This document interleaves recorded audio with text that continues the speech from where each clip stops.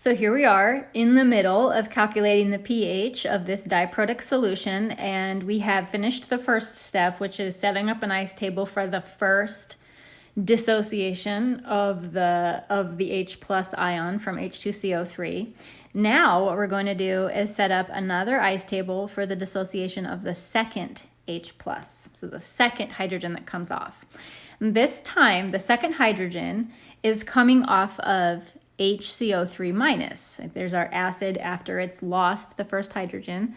So our reactant is HCO3 minus, but still, we're always reacting with H2O.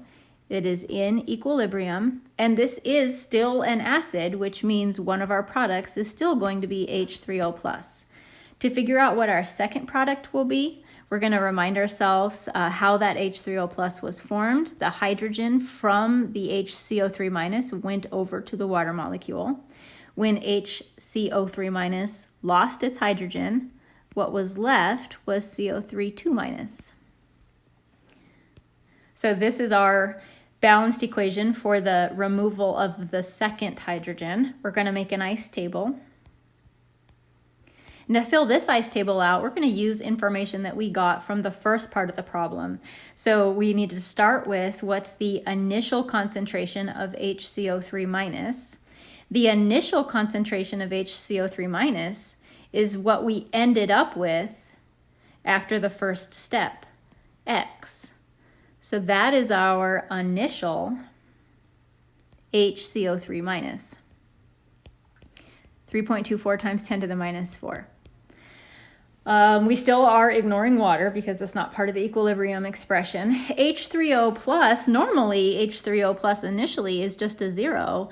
However, the first part of the problem produced some H3O plus, again X, and so we are actually starting with some H3O plus this time, 3.24 times 10 to the minus 4. But carbonate, CO3 2 minus, there was none of that in the first step. So we haven't made any of that yet. So that is still a 0. So this is a little bit different. But the next row, our change is still the same. We know that some of the HCO3 minus will react, but we don't know how much. So we're going to say X. And once this gets to equilibrium, we know that we're going to have 3.24 times 10 to the minus 4 minus X of our acid. And we're going to assume that X is really small. So we're just going to call that 3.24 times 10 to the minus 4. And for our H3O plus, we know once it hits equilibrium, we're going to have 3.24 times 10 to the minus 4 plus X. But again, we're going to assume X is very small. So 3.24 times 10 to the negative 4. And then for the carbonate in equilibrium, it's just going to be X. And again, we're going to set up an equilibrium expression. This one is our Ka2 because this is the reaction for hydrogen number 2. And it is H3O plus times CO3 2 minus over HCO3 miness. We're going to plug in our value of Ka2 way back up at the top of the problem. It gave us the value of Ka2, 4.8 times 10 to the negative 11.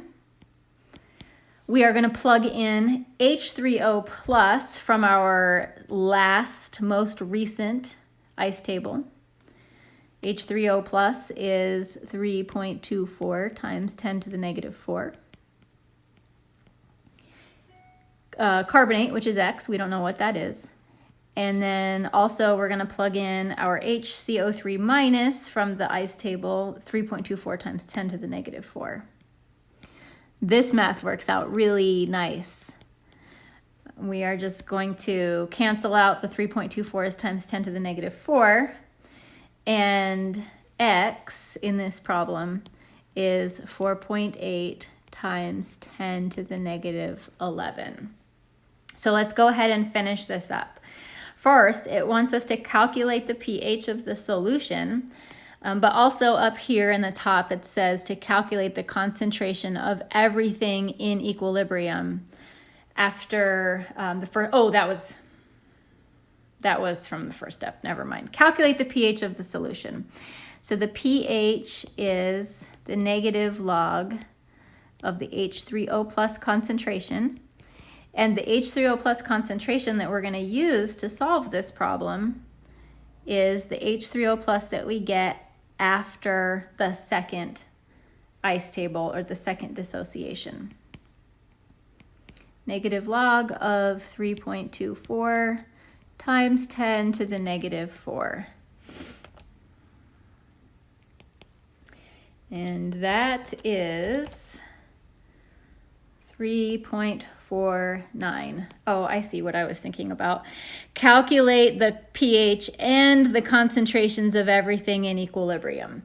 So in addition to calculating the pH, we want to know the concentrations of everything that we have.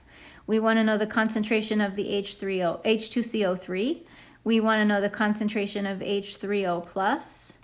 We want to know the concentration of HCO3 minus, and we want to know the concentration of CO3 2 minus. Every single thing from every equation except for the water, concentration of everything.